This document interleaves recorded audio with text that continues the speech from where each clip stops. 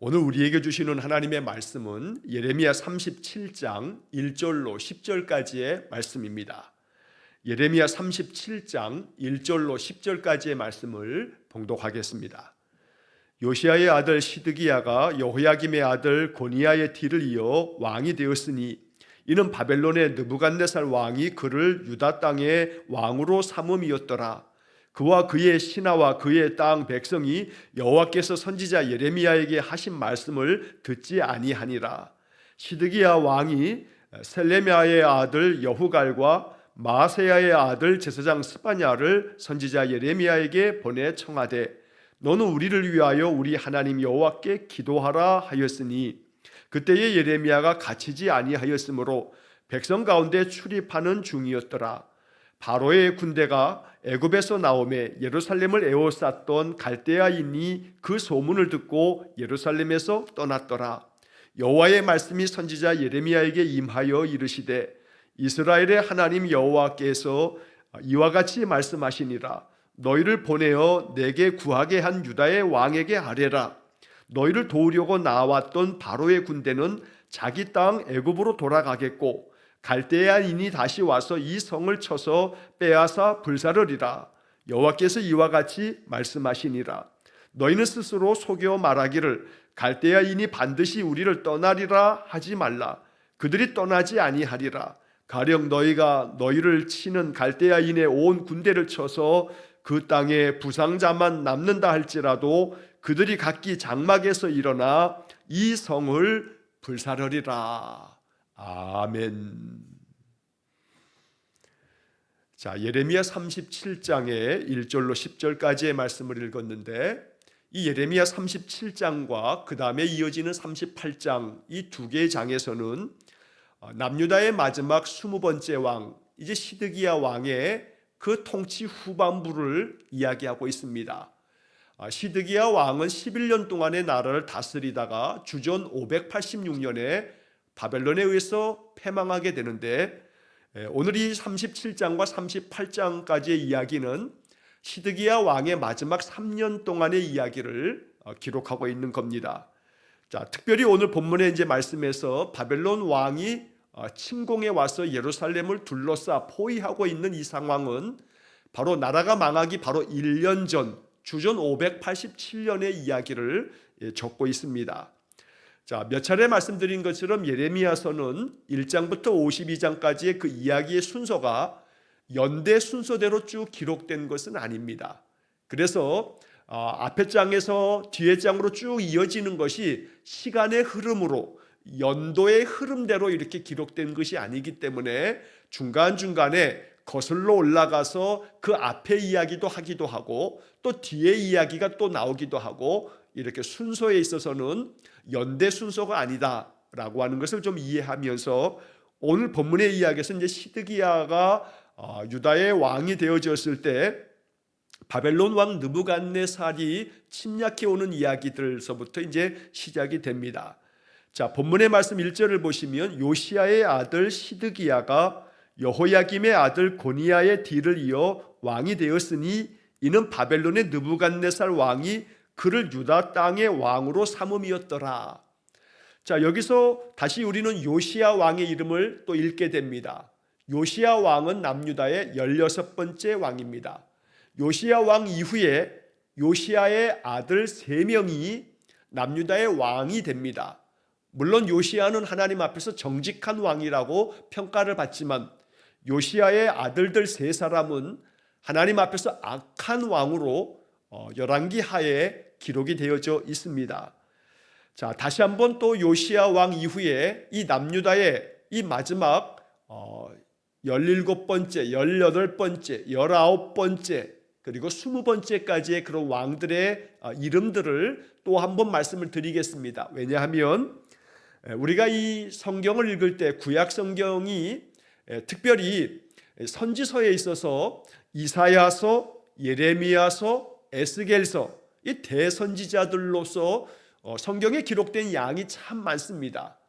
이사야 선지자는 남유다의 히스기야 왕 때 활동했던 선지자입니다.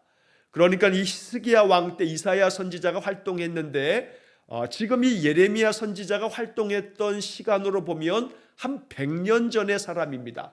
이사야가 활동하고 난 다음에 한 100여 년쯤 지나서 바로 이 예레미야 선지자가 활동하는 요시야 왕부터 시드기야 왕까지의 역사가 이어집니다. 그래서 이 시대에 남유다의 왕들이 어떤 왕이었고 어떤 역사적인 배경이 있는가를 자꾸 반복해서 들으면서 이게 좀 익숙해지게 되면, 그러면 예레미야서뿐만 아니라 그 다음에 이어지는 에스겔서의 내용도 역사적인 배경을 우리가 이해할 수가 있어서, 그래서 예레미야와 에스겔서는 분량으로도 양이 참 많기 때문에 그 당시의 시대적인 어떤 흐름들을 우리가 자꾸 반복해서 익숙할 만큼 듣고 또 듣다 보면 구약 성경의 선지자들의 이야기들이 우리에게 좀 더 쉽게 마음에 다가올 수가 있습니다. 자, 요시야 왕이 죽고 난 다음에 요시야 왕의 아들이었던 여호와하스가 왕이 됩니다. 하지만 여호와하스는 석 달 만에 애굽의 바로 왕에 의해서 폐위되고 애굽으로 끌려가게 됩니다. 포로로 잡혀갑니다. 그리고 이 여호와하스는 애굽에서 죽게 됩니다. 석 달 동안에 왕이 됐으니 이건 뭐 왕도 아닙니다. 결국 석 달 만에 애굽으로 포로로 잡혀간 것이 여호와하스, 이 사람도 역시 요시야 왕의 아들입니다. 자, 그리고 난 다음에 또 다른 요시야의 아들이었던 여호야김이 왕이 되는데, 애굽 왕 바로가 이 여호와하스를 폐위시키고 애굽으로 끌고 가고 난 다음에 바로 여호야김을 왕으로 앉힌 겁니다. 그래서 이 여호야김이 11년 동안에 남유다를 다스리는데, 이 여호야김도 요시야 왕의 아들입니다. 하지만 여호와하스와 그 다음에 이어진 여호야김은 어머니가 다른 배다른 형제입니다. 자, 이렇게 해서 여호야김은 11년 동안에 나라를 다스리다가 결국 죽게 되지만, 이 여호야김이 죽고 난 다음에 그의 아들 여호야긴이 왕이 됐습니다. 하지만 역시 마찬가지로 여호야긴도 석 달 만에 바벨론 왕에 의해서 폐위되고 바벨론에 끌려가게 됩니다. 그리고 난 다음에 바벨론 왕 느부갓네살이 여호야긴 대신에 왕으로 앉힌 사람이 마지막 왕인 시드기야입니다. 자, 그런데 그 시드기야는 요시야 왕의 그 아들 중에 그 다음에 왕위를 이었던 여호와하스하고 시드기야는 같은 형제입니다. 그리고 그 중간에 여호야김만 배다른 형제가 됩니다. 그래서 여호와하스하고 시드기야는 어머니가 같은 형제인데, 여호와하스가 형이고 시드기야가 그 밑에 동생이 됩니다. 시드기야가 이제 마지막 왕이 되어서 11년 동안의 나라를 다스리다가 결국 바벨론에 이제 나라가 망하게 되어지는 겁니다. 그래서 요시야 왕의 세 아들 여호와하스, 여호야김, 그 다음에 시드기야, 이 세 사람의 왕은 요시야 왕의 아들이었던 겁니다. 자, 오늘 본문 1절을 다시 이제 보시면 요시야의 아들 시드기야가 여호야김의 아들 고니야의 뒤를 이어 왕이 되었다. 자, 여기서 고니야라고 하는 이름이 나오는데, 이 고니야는 여호야긴의 또 다른 이름입니다. 여호야김이 11년 동안의 나라를 다스리고 죽고 난 다음에 그의 아들 여호야긴이 왕이 되었다가 석 달 만에 바벨론에 포로로 잡혀가면서 폐위되고 포로로 잡혀갔을 때, 그때 그 여호야긴, 그 사람의 또 다른 이름이 고니야라고 하는 이름을 갖고 있었습니다. 그래서 이 여호야긴이 포로로 잡혀가고 난 다음에 그 다음에 이제 시드기야가 왕이 되어서 남유다의 마지막 20번째 왕이 되는 겁니다. 자, 여기 1절 그 하반절에 나와 있는 것처럼 바벨론의 느부갓네살 왕이 그를 유다 땅의 왕으로 삼음이었더라. 좀 전에 말씀드린 것처럼 여호야긴이 석 달 만에 바벨론의 포로로 잡혀가면서 바벨론 왕이 이 시드기야를 왕으로 앉혔다는 겁니다. 자, 쭉 지금까지 그 역사적인 왕들의 이름들을 제가 쭉 말씀드렸는데, 이 이야기를 가만히 생각해 보면 여호와하스는 애굽의 바로 왕에 의해서 폐위되고 애굽으로 포로로 끌려가고, 여호야긴은 바벨론 왕 느부갓네살에 의해서 폐위되고 바벨론에 끌려가고, 이처럼 그 당시에 지금 시기적으로 주변의 강대국인 바벨론에 의해서, 애굽에 의해서 이 유다의 왕들이 각각 여호와하스는 애굽에 끌려가고, 여호야킨, 여기서 고니야라고 하는 이름의 여호야킨은 바벨론에 끌려가고, 이렇게 주변 강대국에 의해서 남유다가 이리 끌려가고 저리 끌려가고, 그러한 위태로운 상황 속에 지금 있는 겁니다. 그러니 왕들이 어느 나라에 줄을 서야 될지 항상 고민거리였습니다. 그래서 친바벨론 정책을 썼다가도 다시 애굽으로 또 돌아서기도 했다가, 또 애굽으로 돌아서면 바벨론의 침략을 받게 되고, 이렇게 외교적으로도 또 많은 어려움 가운데 있는 그런 시기였습니다. 그러나 이것은 외교의 문제도 아니고 국방의 문제도 아니었습니다. 하나님 앞에서 남유다의 왕들과 그 남유다 백성들이 악을 행하면서 선지자들의 말씀을 외면하면서 하나님께로부터 심판을 받아 하나님의 경고의 말씀을 외면했기 때문에 이러한 일들이 벌어지고 있는 겁니다. 그래서 그 다음 2절 말씀은 바로 그 원인을 이야기하고 있는 겁니다. 2절 말씀에 그와 그의 신하와 그의 땅 백성이 여호와께서 선지자 예레미야에게 하신 말씀을 듣지 아니하니라. 그러니 바벨론과 또 애굽이라고 하는 그 양 강대국 사이에 끼어 있는 남유다가 외교를 잘 못해서, 아니면 국방에 문제가 생겨서 이렇게 다른 나라들의 침략을 당하고 왕이 폐위를 당하고 포로로 끌려가고, 이러한 문제가 아니라 이것은 하나님 앞에서의 영적 문제다라고 예레미야는 진단하고 이렇게 말씀을 전하는 것입니다. 아무리 하나님께서 예레미야 선지자를 통해서 말씀을 전하여도 그 말씀을 듣지 아니하였다. 그렇기 때문에 이렇게 바벨론의 느부갓네살 왕에 의해서 여호야킨, 고니야가 포로로 잡혀가고 시드기야가 왕의 자리에 앉게 되었다는 겁니다. 자, 그 다음에 이어지는 이제 3절 이하의 이야기는 이 시드기야가 왕이 되어서 한 9년 정도가 지나가고 나면서, 그러면서 그 9년 동안에 여러 가지 일들이 있었는데 그 중에 가장 중요한 것은 시드기야가 바벨론 느부갓네살 왕에 의해서 왕이 됐습니다. 그러면 친바벨론 정책을 쓰는 것이 맞습니다. 왜냐하면 자기가 왕이 된 것이 바벨론 왕에 의해서 왕이 됐기 때문입니다. 그래서 이 시드기야는 처음에는 바벨론의 아주 우호적인 그런 관계를 만들면서 친바벨론 정책을 펴다가, 그러다가 나중에 안 되겠다, 바벨론보다는 애굽이 더 강성해지는 것 같아, 그러면서 애굽으로 마음을 돌려버리게 됩니다. 자, 이렇게 시드기야가 애굽으로 마음을 돌리게 되면서, 그러면서 이 바벨론이 그대로 납두지 아니하고 남유다를 침공해 왔던 겁니다. 자, 그래서 이제 이 본문 3절 말씀에 보면 다시금 이 바벨론의 침략을 받으면서 시드기야 왕이 바로 예레미야에게 사람을 보내서 기도를 요청하는 장면이 나옵니다. 그래서 여후갈이라고 하는 사람과 제사장이었던 스바냐라고 하는 사람을 예레미야에게 보내면서 3절 하반절에 보면 너는 우리를 위하여 우리 하나님 여호와께 기도하라, 이렇게 기도를 요청하게 됩니다.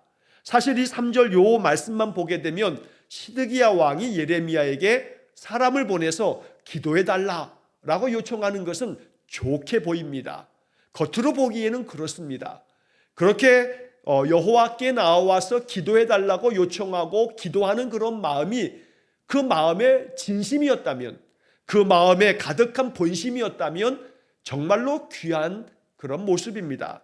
하지만 사실 시드기야 왕은 바벨론 왕에 의해서 지금 남유다가 침략을 받으면서 예루살렘 성만 남았습니다. 나머지 성들이 다 바벨론 왕에 의해서 함락되고 이제 수도였던 예루살렘 성을 바벨론 군대가 지금 다 포위하고 있는 겁니다. 그러니 풍전등화의 위기에 빠져 있습니다. 이 예루살렘 성만 무너지면 남유다는 이제 완전히 패망하게 되는 것입니다. 사실 지금까지 그 앞전에 있는 왕들도 바벨론의 침략을 벌써 이미 2번이나 받은 바 있습니다. 그래서 여호와하스 때 1차 침략을 받았고, 그 1차 침략 때 다니엘 선지자를 비롯한 여러 유다 사람들이 포로로 잡혀갔다고 말씀을 드렸습니다. 그리고 여호야김 때 두 번째 침략을 받은 바 있습니다. 이 여호야김 때 두 번째 침략을 받을 때 에스겔 선지자도 그때 포로로 끌려갔습니다. 이렇게 두 차례 침공을 받았을 때에는 역시 그때는 바벨론 왕에게 항복하듯이 그렇게 했기 때문에 이 예루살렘 성은 그대로 내버려 두었는데, 이 시드기야 왕 때는 이제 이 예루살렘 성을 완전히 포위해서 예루살렘 성까지도 완전히 무너뜨릴 그런 기세로 지금 이 본문의 이 시기적인 배경이 그렇게 되는 겁니다. 그러니 이 시드기야 왕이 다급해졌습니다. 다급해지니까 하나님을 찾는 겁니다. 평소에 하나님을 간절한 마음으로 진실된 마음으로 찾는 게 아니고 위기가 찾아오게 되니까, 이제 나라가 곧 망하게 되었으니까, 예루살렘 성만 남았고 이제는 곧 패망하게 되었으니까 다른 길이 없다 생각되어지면서 예레미야를 찾고 있는 겁니다. 그러나 예레미야 선지자가 이 시드기야 왕의 요청을 받아들이지 않으면서 예레미야 선지자가 그 다음에 이어지는 말씀에 이 바벨론 군대가 떠나간 것이 아니라 하면서 하나님 앞에서 이 나라가 바벨론에 의해서 완전히 망하게 될 것을 계속해서 예언하게 되면서 이 예레미야를 감옥에 쳐놓게 되는 그런 일이 벌어지게 되는 겁니다. 자, 그래서 위태로운 상황이 빠지게 되면 하나님 찾는 듯한 그런 모습을 보이는 시드기야, 진심이 담겨져 있지 않은, 상황만 안 좋아지면 하나님 찾다가 상황이 다시 좋아지게 되면 언제 그랬냐는 듯이 하나님 떠나가는 이 시드기야의 모습, 어찌 보면 이 시드기야의 모습이 우리들의 모습을 닮았는지 모릅니다. 그래서 우리는 이 본문의 이야기를 읽으면서 이것이 나의 이야기가 아닐까 돌아보면서 결코 내 이야기가 돼서는 안 된다라고 하는 그런 마음으로 이 말씀을 경계로 삼아야겠습니다. 상황이 안 좋아지고 상황이 위태로워지고 위기에 빠지게 되고 그럴 때는 하나님을 찾는 마음이 저절로 생겨서 시드기야처럼 우리를 위해서 하나님께 기도해 달라 라고 하듯이 하나님 찾는 마음이 생겼다가도 상황이 좀 풀려지고 다시금 상황이 좋아지게 되면 언제 내가 하나님 찾았냐 하는 식으로 다시 하나님을 외면하는 듯한 변덕스러운 그런 마음이 우리의 마음이 되어서는 결코 안 되겠습니다.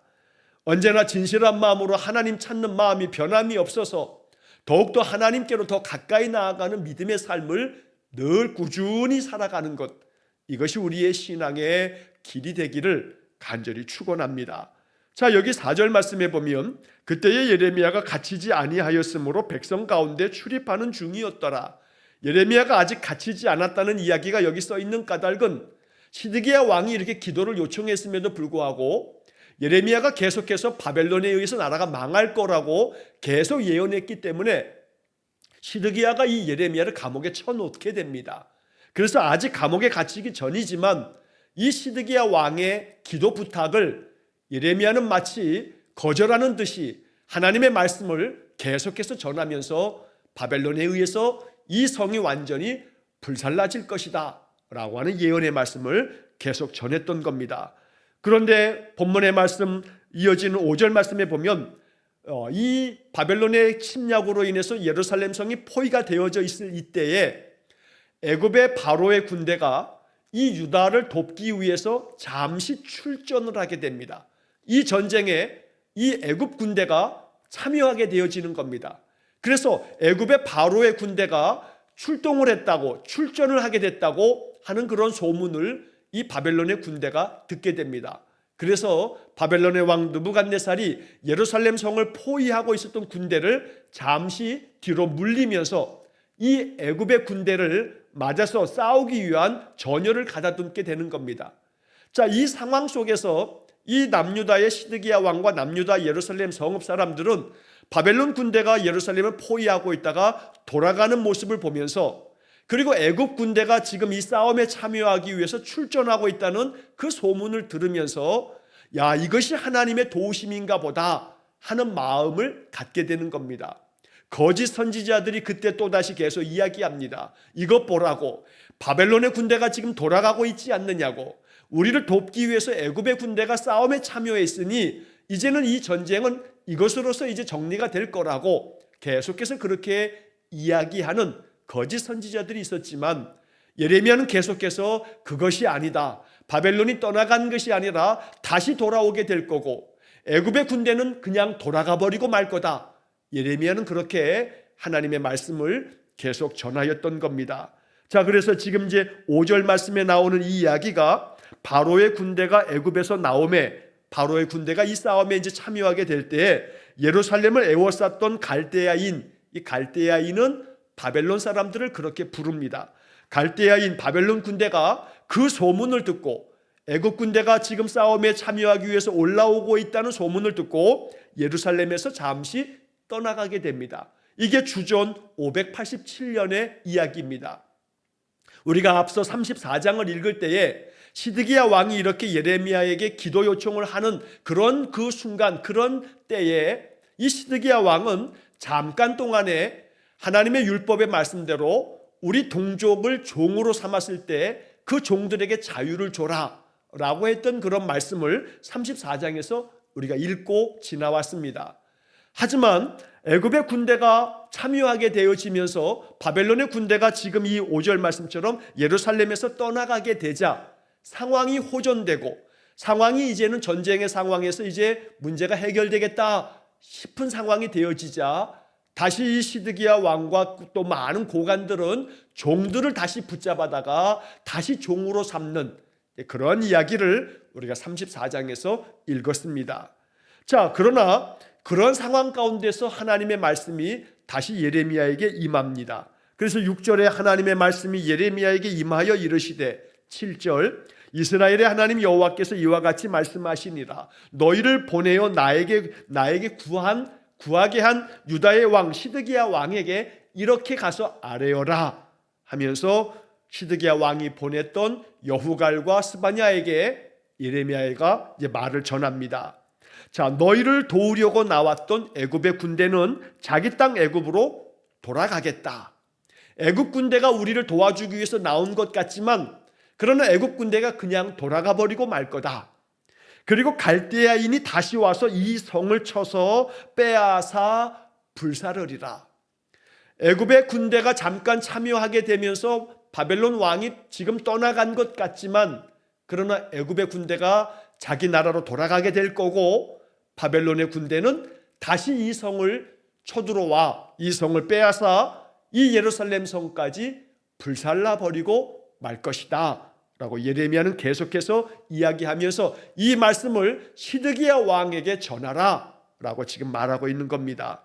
9절 말씀에서도 여호와께서 이같이 말씀하시니라 너희는 스스로 속여 말하기를 갈대아인이 반드시 우리를 떠나리라 하지 말라 그들이 떠나지 아니하리라. 스스로 착각하지 말아라. 선지자들 중에 아주 악한 하나님의 말씀을 받지도 않았음에도 불구하고 하나님의 말씀이라고 떠들어대는 자들이 바벨론 군대가 떠나갔다. 하나님이 도와주신 거다. 이제 전쟁은 이렇게 끝나는 거다. 라고 얘기하는 사람들이 있겠지만 그러나 너희들 스스로 속이지 말아라. 하나님께서 이 갈대아인을 떠나가게 한 것이 아니라 이 갈대아인은 반드시 되돌아와서 이 성을 침략하고 불사르고 말 거다. 그러니 갈대아인이 반드시 우리를 떠나리라고 말하지도 말아라. 그들은 떠나지 않는다. 만약에 가령 그들이 너희를 치는 그 갈대아인의 온 군대가 그들이 많은 상처를 받아서 그래서 그 전쟁에서 패하는 것 같다 할지라도 그래서 이 갈대아인의 그 군대 가운데 그냥 부상자들만 남을 정도가 될 만큼 이 바벨론 군대가 애굽 군대와 싸움을 벌이다가 바벨론 군대도 굉장히 많은 타격을 입는다 할지라도 바벨론 군대에 남은 부상자들만이라도 그들만 가지고도 이제 그들이 이 성을 불살라 버릴 거다. 그러니 지금 10절의 말씀은 가령이라고 말하는 것처럼 만약에 이 바벨론 군대가 애굽 군대와 싸움을 벌이면서 많은 그러한 전력을 상실한다 할지라도 남아있는 부상자만 가지고도 이 예루살렘 성을 충분히 불태워 버리고 말 것이다 라고 이렇게 이야기하는 겁니다. 그러니 바벨론에 의해서 반드시 망하게 될 것에 대한 이야기를 예레미야가 이렇게 전하면서 이 말씀을 너희들을 보낸 시드기야 왕에게 가서 전하라 라고 이렇게 말씀하고 있습니다. 자, 오늘 우리는 이 10절까지의 말씀을 통해서 시드기야 왕은 예레미야에게 기도를 청하지만 그 기도를 청하는 것의 마음 본심은 하나님을 의지하고 하나님께로 돌아오고 하나님께 전심으로 회개하고 그들의 잘못된 행위를 고치고 그래서 하나님 앞에서 참 백성이 되고자 하는 마음이 아니라 상황이 어려우니까, 상황이 너무나 힘들고 괴로우니까 하나님의 도움이라도 받아야겠다 하는 마음으로 잠시 잠깐 위기를 모면하기 위해서 이렇게 기도를 요청하는 것, 하나님은 이 마음에도 없는 그러한 이 시드기야의 모습을 하나님 진심으로 받아들이시지 않는 겁니다. 그렇기 때문에 예레미야를 통해서 더욱더 강경한 말씀을 전하고 있는 것입니다. 바벨론 군대가 부상자만 남았다 할지라도 이 예루살렘은 반드시 그들이 다 이 성을 불살라버리고 말 거다. 그러니 너희들은 바벨론에 완전히 망하게 될 거라는 말씀을 계속 전하십니다. 이러한 말씀을 계속 듣게 하심으로써 그들에게 계속된 기회를 주시는 겁니다. 하나님께서는 끊임없이 우리에게 기회를 주십니다. 하나님께 돌아올 기회, 하나님을 찾을 수 있는 기회, 진심 어린 마음으로 하나님께 나와 하나님 의지하며 하나님 말씀을 마음에 받아서 인생의 삶을 정직히 살아가도록, 의롭게 살아가도록, 세상을 더욱더 바르게 만들어서 하나님의 뜻이 온전히 이루어지는 그런 나라를 만들어 가도록 하나님은 끊임없이 말씀하시고 하나님의 백성들을 그렇게 만들어 가고 계신다는 겁니다. 오늘 우리는 예레미야서를 계속 읽으면서 하나님이 선지자 예레미야를 통해서 계속된 심판의 말씀을 그토록 계속 반복하여 말씀하시는 까닭은 남유다에게 계속 기회를 주시고 계시는 것이다 라고 하는 것을 우리가 알아차려야겠습니다. 오늘도 하나님께서는 끊임없이 우리에게 오셔서 말씀하십니다. 우리의 마음 가운데 찾아오셔서 마음의 평강을 주시면서 우리의 마음을 붙잡아 주십니다. 우리가 좌로나 우로나 치우침 없이 하나님 바라보면서 말씀을 의지하면서 믿음 안에서 나의 삶을 잘 감당해 가도록 하나님이 우리를 이끌어 주실 것입니다. 하나님의 인도하심만을 받으면서 인생을 살아가기를 간절히 소망합니다. 그러므로 날마다 하나님께서 내 삶의 주인 되셔서 내 인생의 주권자 되신 하나님 앞에 나의 삶을 맡겨드리고 하나님의 뜻이 내 삶 속에 이루어지도록 언제나 믿음 안에 기도하면서 우리의 인생길을 걸어가야겠습니다. 이처럼 시드기야와 같이 상황이 안 좋을 때만 하나님 찾는, 그리고 상황이 좀 나아지게 되면 또다시 하나님을 외면하듯 살아가는 그러한 변덕스러운 마음이 아닌 마음이 한결같이 하나님을 바라보고 의지하는 믿음의 삶이 되어지기를 주의 이름으로 간절히 축원합니다. 오직 그러한 믿음의 삶 속에 하나님의 은총의 표적이 우리의 삶에서 더 깊이 경험될 줄로 믿습니다. 살아계신 하나님을 나의 삶에서 더 자주 더 깊이 경험하는 그런 복된 인생이 되어지기를 주의 이름으로 간절히 축원합니다. 기도하겠습니다. 자비로우신 아버지 하나님, 남유다의 마지막 왕 시드기야가 바벨론 느부갓네살에 의해서 침략을 받고 그들이 예루살렘 성이 포위가 되어 있을 때에, 상황이 이렇게 절박한 상황이 되었을 때에 예레미야에게 가서 기도를 청하라 사람을 보낼 만큼 시드기야 왕의 마음은 너무나 마음에 큰 절박함이 이르렀지만 그 마음의 본심이 아닌 위기만을 모면하고자 하는 그 얕은 마음으로 하나님 찾는 이 모습이 우리에게 반면교사가 되어서 언제나 하나님을 향한 우리의 마음은 한결같고 동일하여 변함없이 주를 의지하며 주의 말씀을 내 마음에 품고 그 말씀이 명하시는 대로 순종함을 통해 우리의 삶이 의롭고 정직하며 진실되고 참되어 하나님께로부터 참으로 인정받고 칭찬받는 믿음의 성도들 되게 해 주옵소서. 우리 성도들이 그렇게 하나님의 거룩한 백성으로 살아가게 될 때 성도들을 통해서 세상의 어두움은 밝혀질 거고 세상은 더욱더 의로워질 거고 하나님의 백성으로 말미암아 세상이 하나님의 다스림이 임하는 귀한 은혜를 베풀어 주옵소서. 오늘도 우리의 마음에 눈을 열어주시고 귀를 열어주시고 우리의 입을 열어주사 언제나 우리의 삶의 자리에서 하나님의 참된 거룩한 백성으로 우리의 삶을 온전히 만들어가는 귀한 성도들 되게 해 주옵소서. 한날의 모든 삶을 주님께 의탁합니다. 주님이 내 안에 계시기에, 주님이 늘 나와 동행하심으로 우리의 마음이 더 강하고 담대해져서 인생의 삶을 믿음으로 승리하는 복된 하루가 되게 해 주옵소서. 예수님 이름으로 기도하옵나이다. 아멘. 우리 구주 예수 그리스도의 은혜와 하나님 아버지의 극진하신 사랑과 성령의 교통하심이 한결같은 마음으로 주를 의지하고 주님만을 바라며 주시는 말씀 따라 믿음의 길을 걷기를 간절히 소망하며 기도하는 머리 숙인 귀한 성도들 위에와 저들 가정과 온 가족들 위해 영원토록 함께 하시길 축원하옵나이다. 아멘.